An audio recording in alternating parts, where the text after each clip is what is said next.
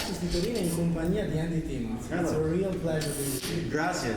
Nice to meet you, Francesco. Thanks for having me on your show. Thank you for your time. Very cool, man. So, your last record is called Andy Timmons and Andy Timmons Band. Yeah. Play Sgt.Pepper. Exactly, yeah. That's a piece of history. It's not an album. It's a piece No, it is. It's a musical landmark for sure. Some of our users want to ask you, how you relate to yourself and your sound and your style with such a piece of history? Well, thank you. I just, again, with the Beatles have been the foundation for everything I've done musically since I was a little boy. I was born in 1963, the year that the Beatles were just about to break in America. So I was only 4 years old when Sgt. Pepper came out, but I remember when it came out and how different it sounded, and just the look of the record, that red on the back of the album cover, you know, how it looked. Like this? Yeah, very much like this. How it looked, you know, it just had a feel to it, and the sound of the tambura, the Indian instrument, the drone instrument that you can hear on Getting Better All the Time, and you can hear it on Lucy in the Sky with Diamonds, and of course Within You Without You, that nothing had been done like that. It was a shock. No, it was. It was completely different than so many other things. I mean, they hinted at it, of course, on Revolver, but it just kind of took it to the next level. It was such a colorful record. Yeah. You know, whereas the Revolver record was, the artwork was black and white, if you recall. A colorful record in every way. It was, yeah, colorful, obviously sonically, but yeah, just the bright satin outfits. Yeah, I mean, I get chills. I'm still thinking about it after all these years. And you were very young. I was 4 years old when it came out. And of course, I mean, I spent my entire childhood, then teenage years, and still to this day, it's still some of my favorite music to listen to. I just keep going back to it. It's kind of like a security blanket. You really love it. I do. I love it so much. So it was actually, you know, I didn't set out to remake Sgt. Pepper. I was just, we were doing a version of Strawberry Fields Forever. Oh, yeah. In our live show, and every night it would go over so well that it was actually Riccardo Cappelli, our promoter here in Italy, that suggested, next time you come back, why don't you do a whole set of Beatles? And I really didn't think it was possible. You know, it's like, there's no way in a power trio instrumental setting that I could pull it off. How could I do that? I mean, the one song was working great, but okay, a whole set. So I just kind of laughed it off, but it did get my wheels turning. It was kind of like a challenge. And so really it's kind of like almost a hobby. Occasionally, when I had time at home, I'd sit around and pick up a guitar and how are you? How can I do this? And start piecing together melodies and figuring out the chords. But I would do it all from the music that's in my head, you know, just doing it completely from memory. Yeah. So, creaking doors, folks. So we're at the gig. We're about to go on stage here a little bit. But yeah, no, I just was playing around with songs, and Lucy in the Sky came next, and then, well, what if I did, you know, the next, you know, all these different songs. And before I knew it, I was like, okay, I think I can play the whole Sgt. Pepper, sitting in my room by myself, just to see if I could do it. And we were actually in the studio working on some new original material, because I've written, you know, and the band has written some songs too. We've got, 14 new songs. We've gone to the studio to record it, and at the end of those sessions, 2 more days became available, and the engineer was like, well, what have you got? And I'm out of songs. And it was the drummer Mitch, and said, well, what about the Beatles stuff you're working on? Well, you guys are game for it. I hadn't shown him the arrangements previously, but Mitch nailed all the tracks in 2 days, 14 songs. Whole record. I got about half of my guitar tracks live with the band, and Mike had to redo a couple of things on the bass, but it happened pretty quickly, so I kept about half of the tracks that I did, again, doing it like the Resolution record, where there was no overdubs for me. It was all just one, I had to play everything on one guitar. You know, all and trying to encapsulate the melodies, the chords, orchestration, sound effects, you know, whatever it might be, vocal melodies, as it plays in my head. All at the same time, as much as I could, you know, with the physical limitations of 6 strings and 2 hands. But, so it's really an accurate representation of how I hear the record and what parts stick out at what points, you know. It was fun. It was just fun. And so then, you know, as we were recording, I said, man, this just really sounded great. This might be a cool thing. You really love it. Yeah, of course. It's been my life. Seriously. It's still, and it's still, I have a bunch of Beatle geek friends, and that one sound at 1 minute and 11 seconds, we just analyze every little bit, and it's just amazing how quickly they recorded. And, you know, from Love Me Do to Strawberry Fields was only 4 years. It's a total 62 to late 66 is when they started recording Strawberry Fields. I mean, it takes me 4 years to get a record out. They were recording 2 records a year, and, you know, just cranking out 4 years, they changed the generation. They changed everything, yeah. They changed America when they appeared on the Ed Sullivan Show in February 1964, and then when Sgt. Pepper came out, it changed it again. 1st July 1967. That's right, yeah, that's right. No, Or actually June. We'll never forget. June, right? Yeah. June. Not June. July. That's okay. Yeah, June. Sorry. And so we're going to talk about the Beatles a little more. That's fine. Later. Sure. We want to ask you, when you became a professional guitar player and a famous guitar player, Well, did your life change and the way you make music? well, it did for a while. I mean, I've been playing professionally since I was about 13 or 14, somewhere in there. And I mean, I never thought about it as, oh, hey, I want to be a rich rock star. I just love music. I just wanted to play. You know, of course, eventually you have to figure out how you're going to make a living. And when I joined Danger in the late 80s, early 90s, that was a great opportunity. But you know, it's one of those things where it wasn't what I was doing on my own. You know, I was already doing stuff that became On Your Ecstasy. And Danger was a lot of fun, but I wasn't doing what was in my heart. I was playing a part in a band. It wasn't totally yourself. I'm sorry?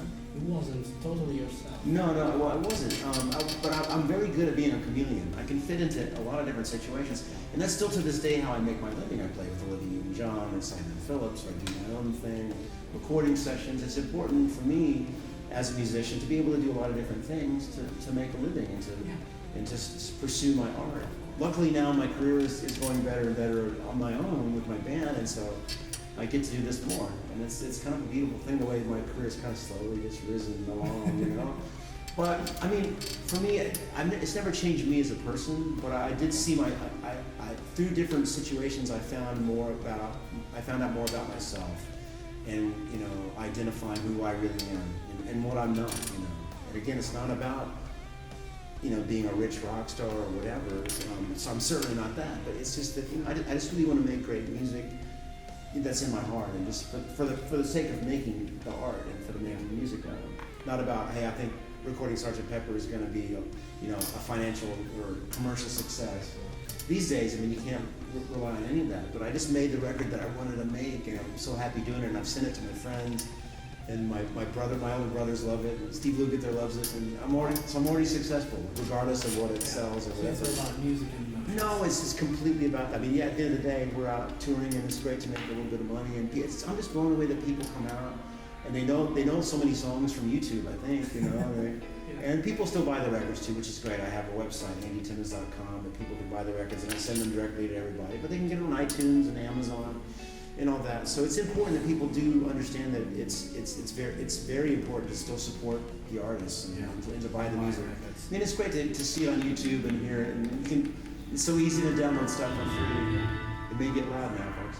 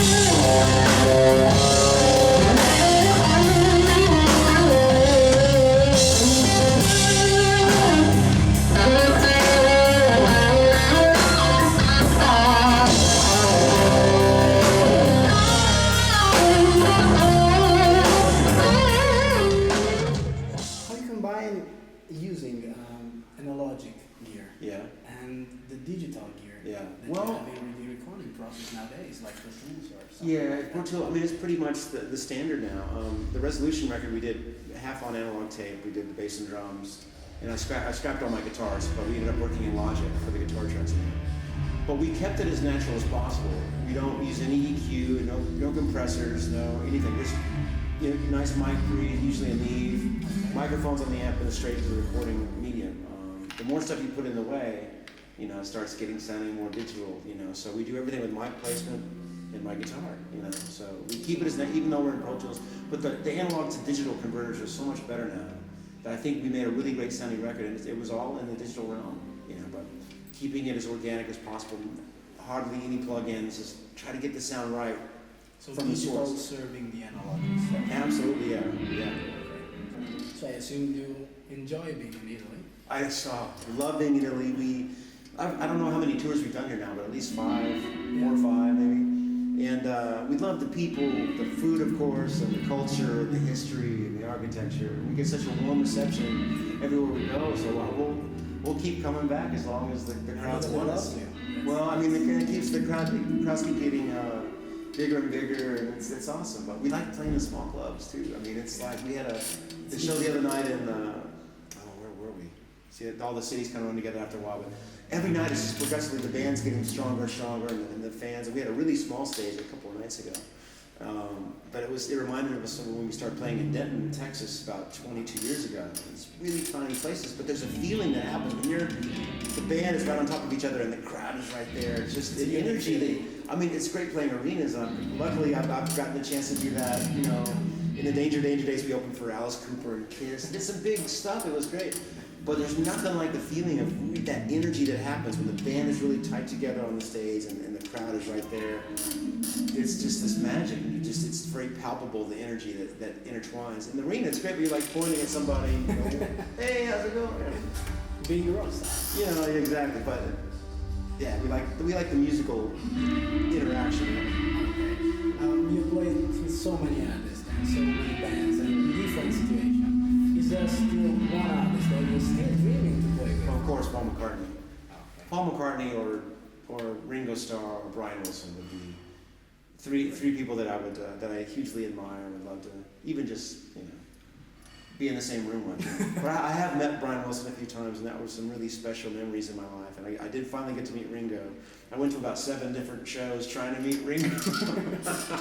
But obviously he's a Beatle, and everybody in the world wants to meet him. So I'm respectful of that, and I want it to be in the right situation.